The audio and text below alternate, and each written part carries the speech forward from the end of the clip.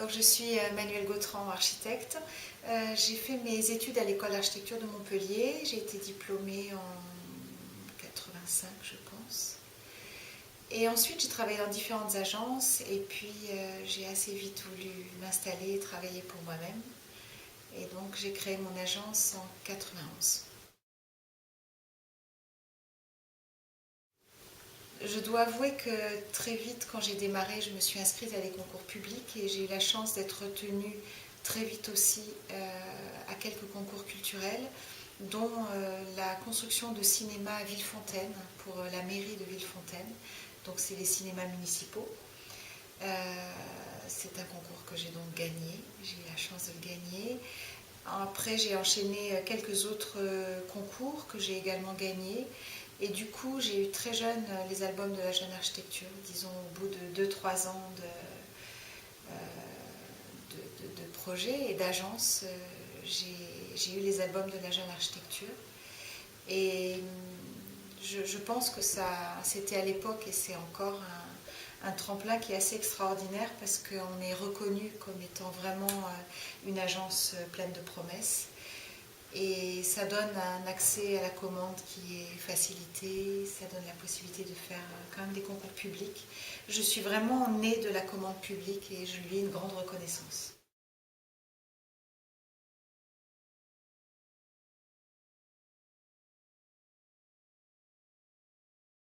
Je pense que le fait d'avoir démarré dans le public, d'avoir eu les albums de la jeune architecture, ça m'a donné assez rapidement finalement une reconnaissance assez importante. Du coup, je pense que j'ai commencé à intéresser certains maîtres d'ouvrage privés, qui ont du coup été sensibles à cette reconnaissance du public. Donc j'ai été sélectionnée sur des consultations privées. Il y en a une qui a été importante dans mon parcours, ça a été la consultation pour la Fondation François Pinault sur l'île Seguin, la consultation d'art contemporain, de Fondation d'art contemporain. Même si j'ai pas gagné, bon, c'est toujours ça donne une certaine visibilité. Et puis après, j'ai été appelée régulièrement par des promoteurs ou des investisseurs sur des consultations de bâtiments vraiment privés, des projets mixtes, des bureaux, des logements. Et tout en gardant cette sensibilité que j'ai pour les projets publics, pour les projets culturels, ça m'a permis du coup de ne pas me spécialiser et d'acquérir une expérience dans différentes disciplines, sans jamais me fermer à un domaine. Ça, c'est quelque chose auquel je tiens beaucoup parce que je pense que c'est important en tant qu'architecte de savoir se renouveler, se mettre en cause. Il faut savoir prendre des risques et ne pas s'installer dans une routine. Je sais qu'à l'agence, quand on démarre un projet, le fait à chaque fois d'avoir des programmes différents, dans des villes différentes, parfois dans des pays différents, c'est toujours une page vraiment très blanche sur laquelle on démarre le projet et ça permet de démarrer un peu sans filet, sans recette toute faite et vraiment de se renouveler. Et c'est vrai que le fait de toucher à différentes disciplines, de savoir à la fois faire du logement, du bureau, des commerces, des hôtels, maintenant je commence à faire des hôtels, et puis ces projets culturels que j'ai eus régulièrement tout au long de mon parcours, ça me permet d'acquérir oui, une certaine notoriété.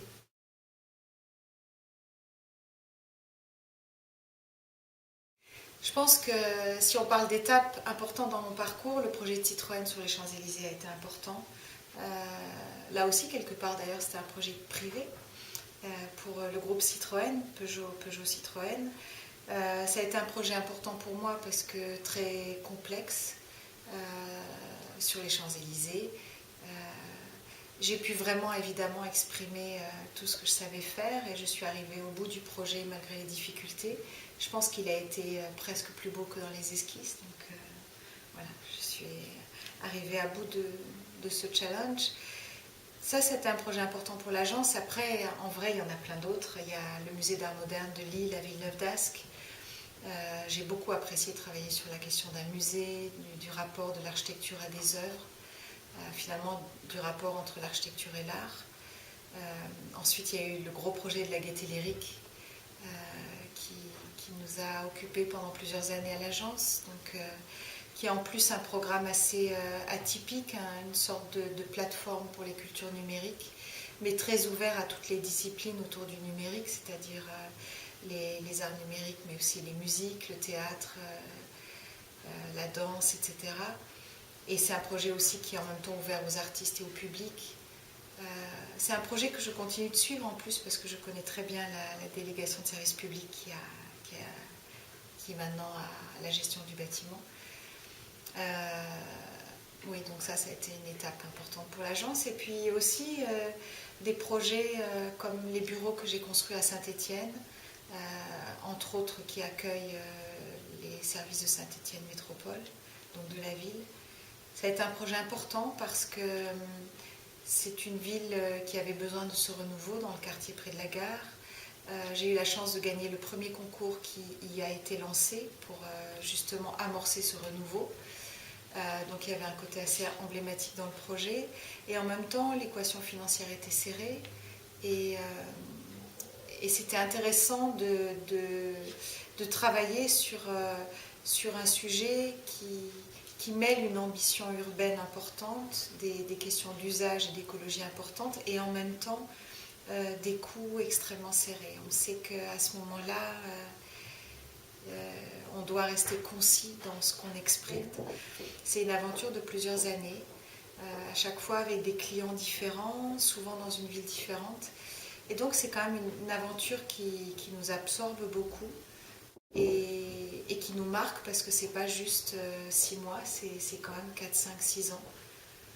Donc on en garde toujours un souvenir et ça nous permet d'acquérir à chaque fois une expérience différente.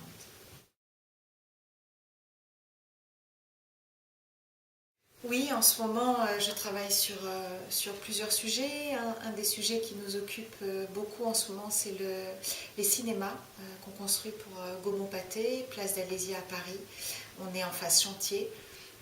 C'est un chantier qu'on doit livrer donc, au printemps 2016. Donc ça, c'est un chantier important aussi pour le groupe Gaumont-Pâté parce que c'est une manière de redonner du cachet à leur cinéma parisien et finalement de réintroduire aussi le cinéma en ville, de lui redonner un peu des lettres de noblesse comme il pouvait avoir au début du XXe siècle.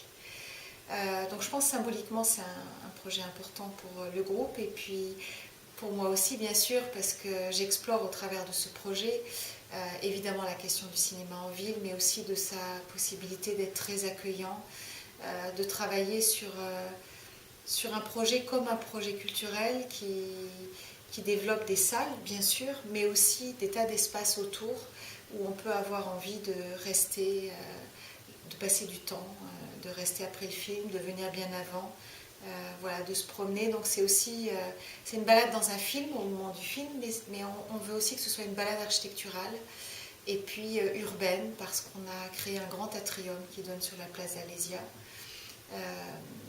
C'est aussi un projet complexe parce que j'ai imaginé une façade avec qui va être un support de LED qui va donc posséder comme une sorte d'écran sur lesquels il va y avoir pas mal d'animations cinématographiques pour faire un petit peu des teasings pour annoncer le bâtiment et puis ce qui se passe à l'intérieur. Et on veut faire cet écran de LED de manière très poétique, donc il y a un travail technique assez important sur le projet. Puis on travaille aussi sur une salle, plusieurs salles, enfin un complexe associatif, culturel et sportif en Alsace qui va être livré à l'automne, avec une salle de spectacle de 1500 places. C'est comme un petit zénith, donc c'est aussi un bâtiment important. On a livré récemment l'extension du théâtre à Béthune et pour la petite histoire, c'est un projet, un des premiers concours d'ailleurs que j'ai gagné en 1994, que j'ai dû livrer en 98 et on savait qu'on allait y faire un jour une extension. Et donc j'ai gagné l'extension il y a 6 ans maintenant et on a livré cette extension. On en a profité pour restructurer le bâtiment existant, pour lui donner un peu plus d'air sur pas mal d'espaces qui étaient serrés. Voilà, donc c'est la première fois que je revenais sur un bâtiment que j'ai construit il y a maintenant 15 ans.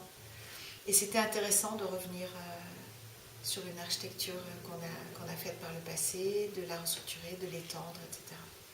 Et puis j'ai aussi livré la restructuration des Galeries Lafayette de Metz pour le groupe Galeries Lafayette et sa filiale immobilière CityNov. Donc on a principalement restructuré toutes les façades qui donnent sur une très belle place à Metz où le maire souhaitait qu'à un moment donné un certain nombre d'acteurs importants de la ville rénovent et fassent quelque chose pour leur bâtiment, de manière à ce que progressivement, après l'enclenchement qu'a constitué le Beaubourg de Metz, progressivement la ville mue et se fasse de plus en plus belle. Donc du coup les Galeries Lafayette, qui sont un acteur important de Metz, m'ont commandé ce projet pour restructurer leur bâtiment. C'est à peu près les principaux projets que je fais en ce moment. Et puis je fais aussi deux hôtels, enfin un combi hôtelier pour le groupe Starwood à Roissy, sur l'aéroport, sur un site d'ailleurs exceptionnel parce qu'on est au pied des pistes. Et ça aussi, c'est un site atypique. C'est un projet que je fais pour Adim, qui est une filiale immobilière du groupe Vinci Construction. Et oui, je commence à faire plusieurs hôtels et les sujets hôteliers sont très intéressants aussi. Donc c'est nouveau.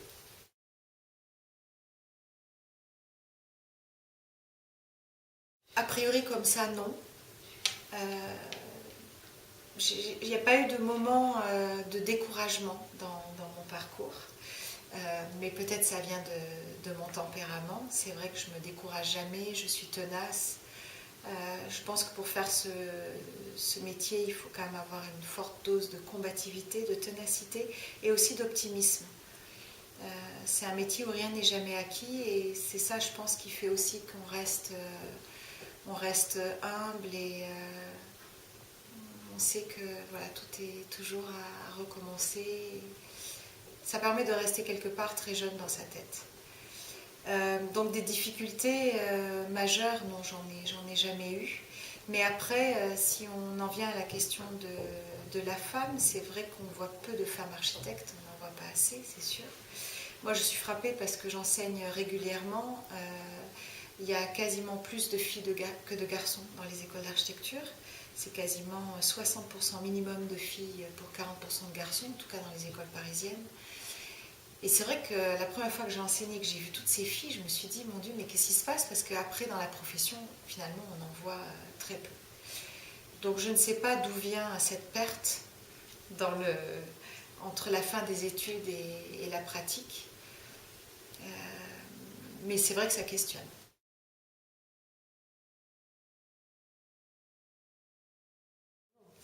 C'est super important. En fait, on forme un binôme. Donc mon associé n'est pas architecte, mais c'est vraiment lui qui gère l'agence. Et c'est vrai que c'est important d'être en binôme, de pouvoir être très complémentaire. Ça me permet, moi, de me concentrer plutôt sur vraiment le projet, les questions d'architecture. Même si ces questions, c'est beaucoup de chantier, de suivi financier. Voilà, c'est un métier qui est pas du tout un métier où on peut se satisfaire de n'être que créatif. C'est un métier où il faut aussi être extrêmement rigoureux, être extrêmement à l'écoute, et de plus en plus, je pense, aujourd'hui. Voilà, donc ça demande plein de qualités, mais je reconnais que le fait d'être en binôme, c'est une aide précieuse, parce que c'est un métier suffisamment dur pour être aidé quand on peut le partager.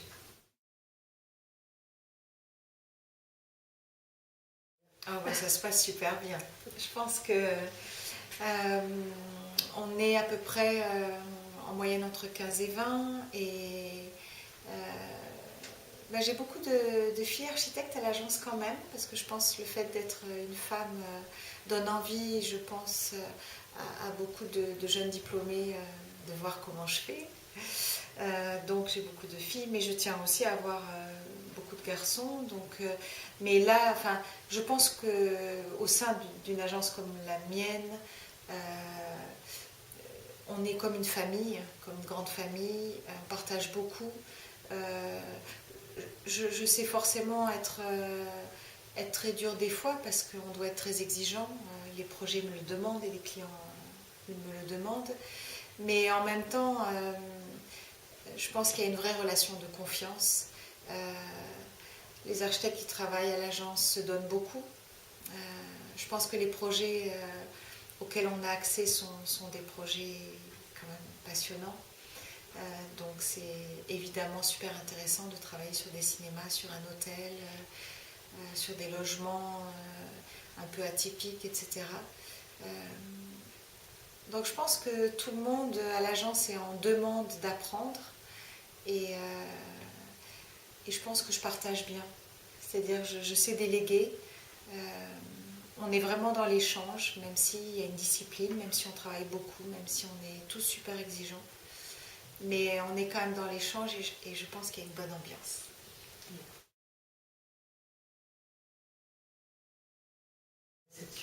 Ah oui. C'est vrai que quand on voit ce fossé entre une proportion majoritaire de filles dans les écoles et tellement minoritaire dans la profession, encore une fois, je n'arrive pas à me l'expliquer complètement parce que je pense que les raisons sont multiples et complexes. Mais effectivement, ce prix est important pour quelque part montrer que quand on est femme, on peut quand même réussir. Voilà, si je peux en être une preuve et si je peux donner de l'optimisme et du courage à plein de jeunes étudiantes au moment de leur diplôme pour ne pas abandonner en cours de route et pour aller jusqu'au bout de leurs rêves, parce que je pense que quand on étudie, on a énormément de rêves. Et encore une fois, le fait que trop peu de femmes après réussissent en tant qu'architectes, c'est dommage. Je pense qu'à un moment donné, c'est forcément des déceptions pour beaucoup de jeunes diplômés femmes. Et c'est vrai qu'un prix comme ça est important et moi je voudrais vraiment donner de l'optimisme et du courage à beaucoup de jeunes diplômés qui peut-être se questionnent, qui peut-être ont l'impression que c'est plus dur que prévu. Moi je pense que c'est ni plus ni moins dur en vrai dans le fond pour une femme que pour un homme. Il faut juste se donner les moyens et voilà, donc je voudrais être une preuve qu'on peut rester optimiste et qu'il faut y arriver.